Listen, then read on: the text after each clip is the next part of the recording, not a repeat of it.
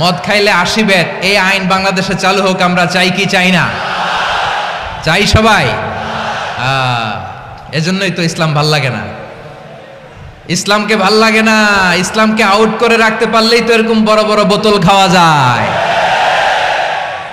একেবারে সহজ, পানির মতো সহজ, হিসাব একেবারে সহজ।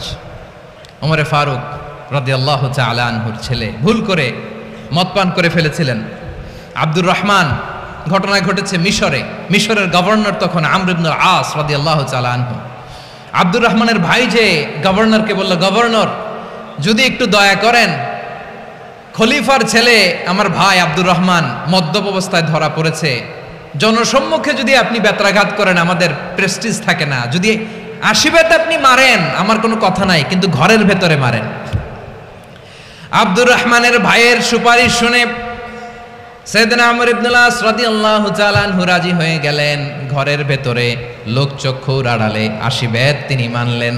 কিন্তু ঘটনাক্রমে এই কথা লুকিয়ে লুকিয়ে ঘরের ভেতরে 80 বেত মারার কথা সাইয়েদনা ওমর ফারুক মদিনা থেকে জানতে পারলেন। মদিনা থেকে তিনি ফরমান জারি করলেন, এই বিচার যেমনটি আমর ইবনুল আস আদায় করেছে এটা প্রকৃতপক্ষে আদায় হয় নাই। আসো সবাই মদিনায় আসো, আমর ইবনুল আস মদিনায় আসো, আব্দুর রহমানও আসো, সবাই আসো, জনসম্মুখে এই বিচার কার্যকর করতে হবে। সাইয়েদনা ওমর ফারুক মসজিদে নববীর পিলারের মধ্যে নিজের ছেলেকে বাঁধলেন, আবার জনসম্মুখে 80টা বেত তার গায়ের মধ্যে মারলেন। মাজমুয়ে ফাতাওয়া ইবনে তাইমিয়া রাহিমাহুল্লাহ উনি এটা নকল করেছেন। এটা সবচেয়ে বিশুদ্ধ মত, আরো অনেক মত আছে। মারা গেছে কবরের উপর, ওগুলো বাদে দিলাম। কেমন খলিফা ছিলেন, কেমন খলিফা! পশ্চিমারা তোমরা জাস্টিস আমাদেরকে শেখাও, ইনসাফ কারে বলে সুশাসন আমাদেরকে তোমরা শেখাও। ওমরে ফারুক রাদিয়াল্লাহু তাআলা আনহু ওই বিচারকে তিনি ধর্তব্য মনে করেন নাই। মদিনাতে এনে আবার জনসম্মুখে আবার 80 বেত মেরেছেন। মিশরে ওমরে ফারুক রাদিয়াল্লাহু তাআলা আনহু আমর ইবনুল আসকে গভর্নর করে পাঠালেন। সেখানে আমর ইবনুল আসের ছেলে একটা প্রতিযোগিতায় রানার আপ হয়েছে। এক মিশরি সেখানে চ্যাম্পিয়ন হয়েছে। রানার আপ বুঝতে পেরেছেন তো? রানার আপ সেকেন্ড হয়েছে, এক মিশরি হয়েছে চ্যাম্পিয়ন প্রথম। কিন্তু গভর্নরের ছেলে ও জিততে পারে নাই, ও রাগে ওই মিশরির গায়ের মধ্যে কয়েকটা লাঠি দিয়ে বাড়ি মেরেছে।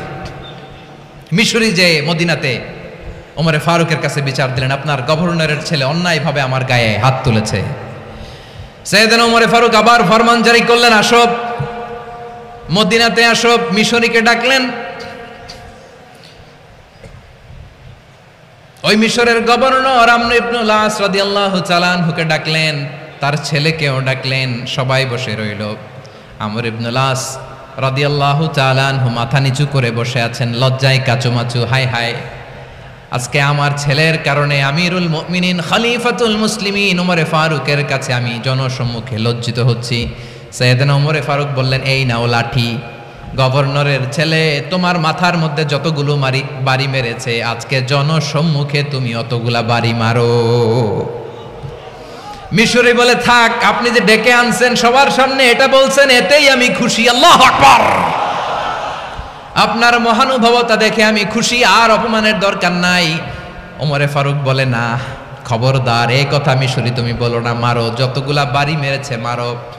বাধ্য হয়ে মিশরি আমর ইবনুল আসের সামনে ওনার কলিজার টুকরা সন্তানের মাথার মধ্যে বাড়ি মারতে আরম্ভ করলেন।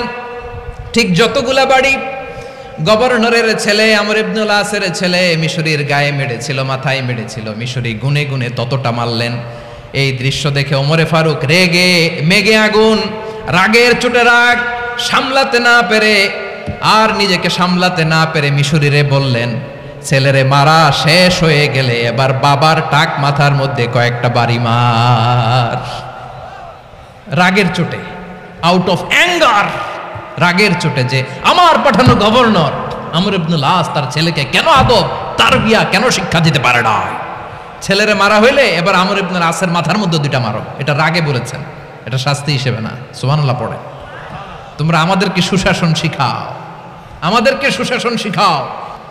এমন কঠোর এমন বীর সেনানী ছিলেন। সাইয়েদনা ওমরে ফারুক যদি রাস্তার এই মাথা দিয়ে হাঁটা শুরু করতেন, শয়তান ওমরে ফারুককে দেখলে ওই রাস্তা রেখে দিয়ে অন্য রাস্তা দিয়ে হাঁটতো।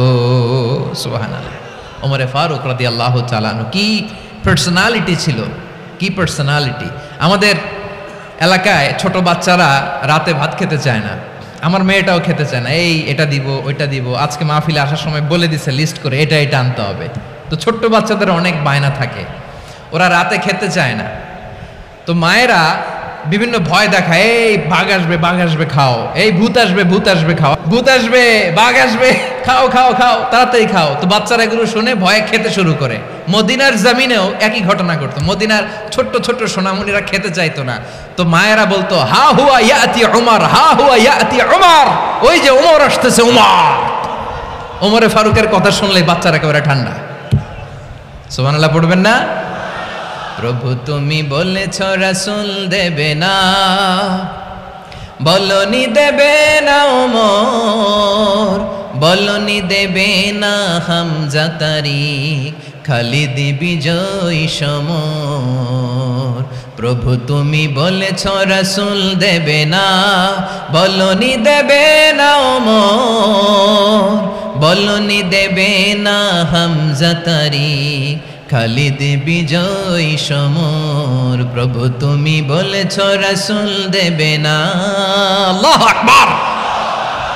ওমরে ফারুক রাদিয়াল্লাহু তাআলা আনহু, ওনার কথা শুনলে গায়ের মধ্যে গুজবাম হয়, গায়ের পশমগুলো দাঁড়িয়ে যায়। সুবহানাল্লাহ বলেন। কি পার্সোনালিটি ছিল, কি ব্যক্তিত্ব ছিল। মুনাফিকরা ওমরে ফারুককে জমের মতো ভয় পেতেন। শয়তান, খোদ শয়তান এই রাস্তা দিয়ে আসলে শয়তান অন্য রাস্তা দিয়ে হাঁটতো। ওমরে ফারুক রাদিয়াল্লাহু তাআলা আনহুর জীবনে যদি দেখেন, তাহলে সেখানে আপনি আদালতের, ইনসাফের, সুশাসনের, জাস্টিসের নমুনা দেখতে পাবেন। কয়টা শুনবেন? বিশ্বনবী বলেন আদালত এটা যেন তেন বিষয় না, এটা দিয়েই মানবিক সমাজ গড়তে হবে।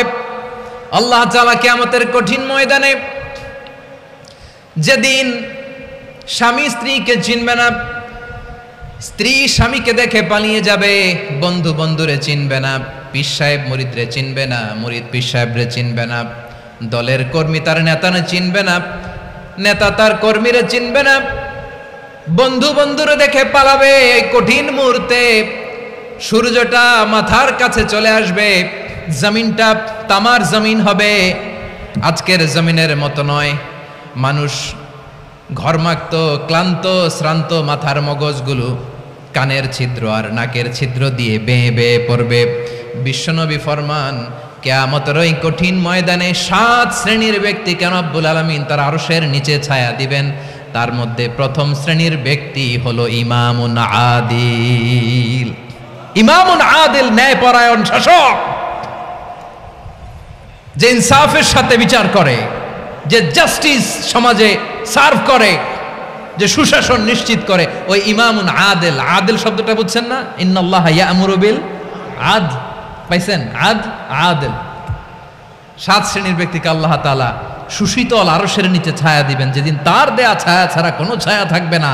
এর প্রথম হচ্ছে ইমামুন আদিল, ন্যায়পরায়ণ শাসক। চিল্লায় বলেন সুবহানাল্লাহ।